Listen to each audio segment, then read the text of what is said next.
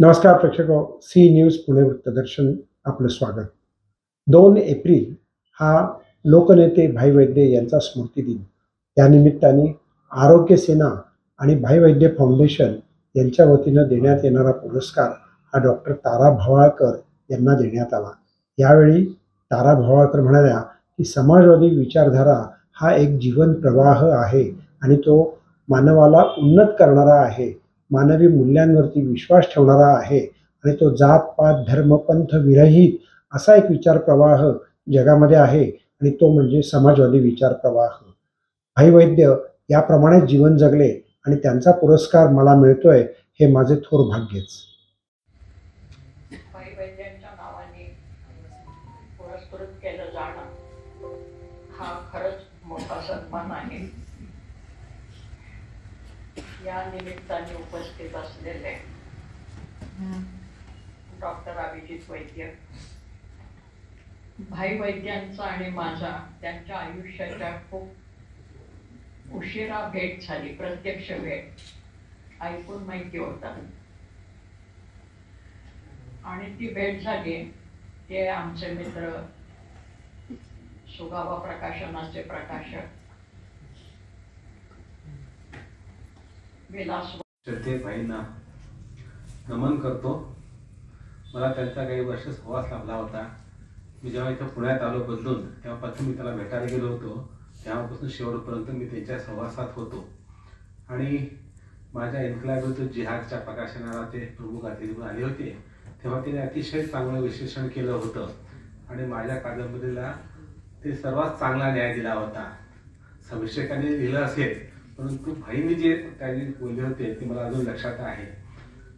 त्यांची प्रगल्भता होती, त्यांचे आंतरराष्ट्रीय असण्याचं जे भान होतं ते मला लक्षात आलं होतं। आज मी सकाळीच त्याच्या जीवनाबद्दल थोडंसं माहिती देणारं एक पोस्ट टाकली होती, नमनही केलं होतं।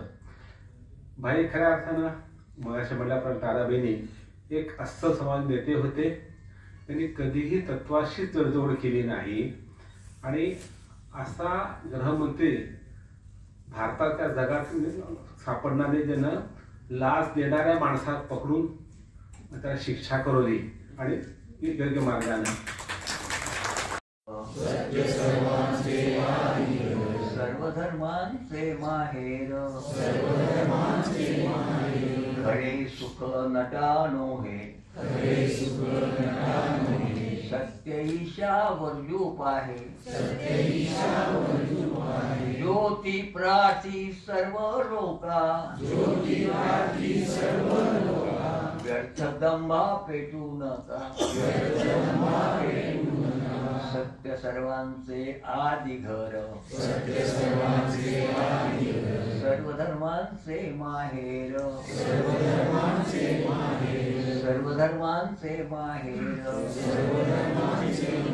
सर्वधर्मांचे माहेर।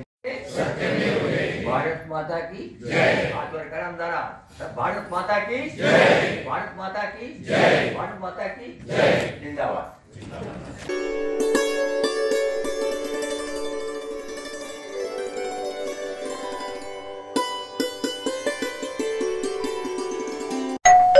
अहो उठा ना, ऑफिसला नाही का जायचं?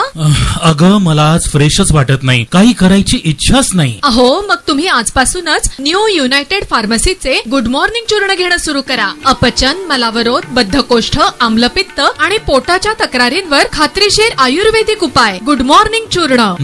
35 वर्षांपासून सगळ्यांच्या पसंतीचे गुड मॉर्निंग चूर्ण औषधांच्या प्रत्येक दुकानात मिळते।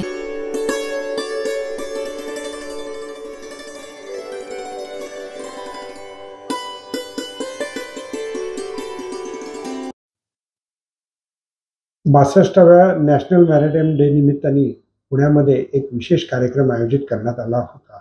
महाराष्ट्र मास्टर्स मरीन असोसिएशन यांच्यातर्फे 62व्या राष्ट्रीय सागरी दिनानिमित्त कार्यक्रमाचं आयोजन 5 एप्रिल रोजी करण्यात आलेलं आहे आणि त्या निमित्ताची माहिती आज पत्रकार परिषदेत देण्यात आली। सगळे मिळून करणार हा आम्ही PYC ला हॉलमध्ये अरेंज केलेला आहे।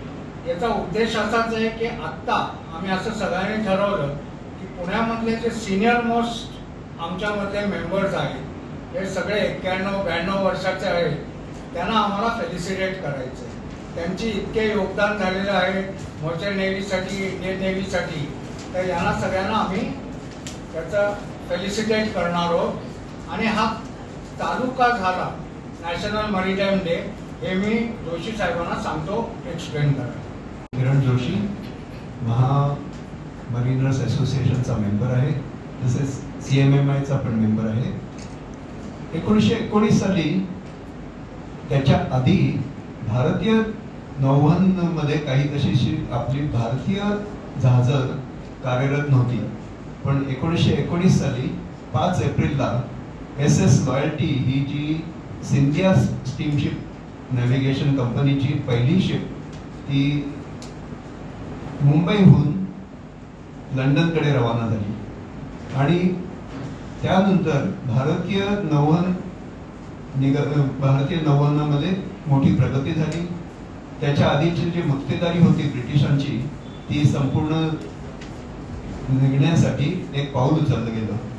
ह्याच दिवसानिमित्त नॅशनल मॅरीटाईम डे म्हणजे राष्ट्रीय सागरी दिन हा 1964 सालापासून साजरा होतोय.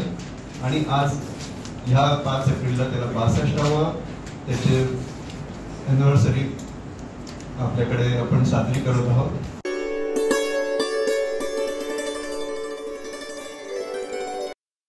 संभाजी ब्रिगेड किंवा संघटना छत्रपती संभाजी महाराज यांचा एकेरी उल्लेख करतात.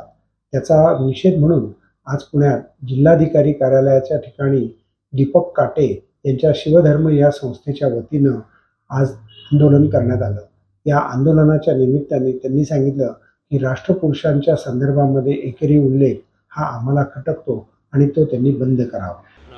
आज हा मोर्चा अखंड हिंदुस्थानचे आराध्य दैवत, ज्यांच्यामुळे मंदिरावरील कळस, गोट्यातील गाई आणि घरातील माई सुरक्षित राहिली, अशा धर्मवीर छत्रपती संभाजी महाराज ज्यांनी 40 दिवस आपल्या देहाचे हाल झाले तरी देखील धर्म बदलला नाही, अशा महान महापुरुषाच्या नावाचा एकेरी उल्लेख होतोय.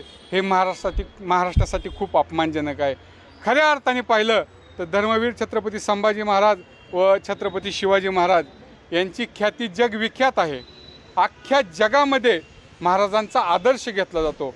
आणि असं असताना कुठंतरी ज्या महाराष्ट्राच्या मातीमध्ये छत्रपतींचा जन्म झाला, या महाराष्ट्रामध्ये जर त्यांच्या नावाचा एकेरी उल्लेख कोण हरामखोर करत असेल तर हे महाराष्ट्रासाठी निंदजनक आहे. आणि महाराष्ट्रातला शिवप्रेमी अजिबात सहन करणार नाही. आणि अशामध्ये संभाजी ब्रिगेड नावाची एक संघटना ज्यांनी जाणून बुजून धर्मवीर छत्रपती संभाजी महाराजांच्या नावाचा एकेरी उल्लेख केलेला आहे.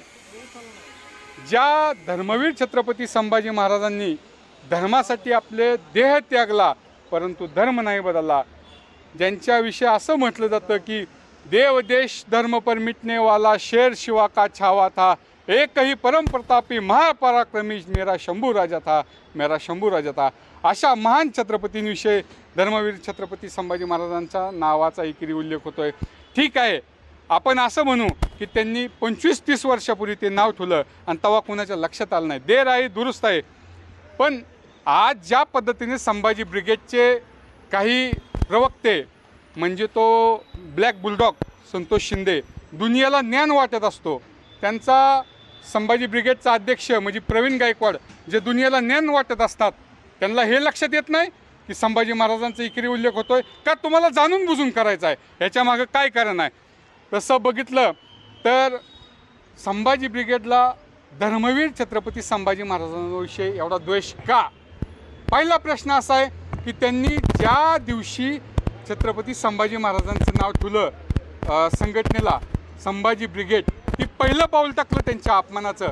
मी तुम्हाला उदाहरण म्हणून सांगतो, महाराष्ट्रामध्ये एक शिवाजी ब्रिगेड नावाची ही संघटना होती दादा, पण आत्ता त्यांनी जसं त्यांच्या लक्षात आलं या आंदोलनामुळे की एकेरी उल्लेख होतोय, तुम्ही पाहू शकता सोशल मीडियाला जाऊन, त्यांनी छत्रपती संभाजी ब्रिगेड केलेला आहे, छत्रपती शिवाजी ब्रिगेड केलेला आहे. मग ह्यांना काही टोचतंय का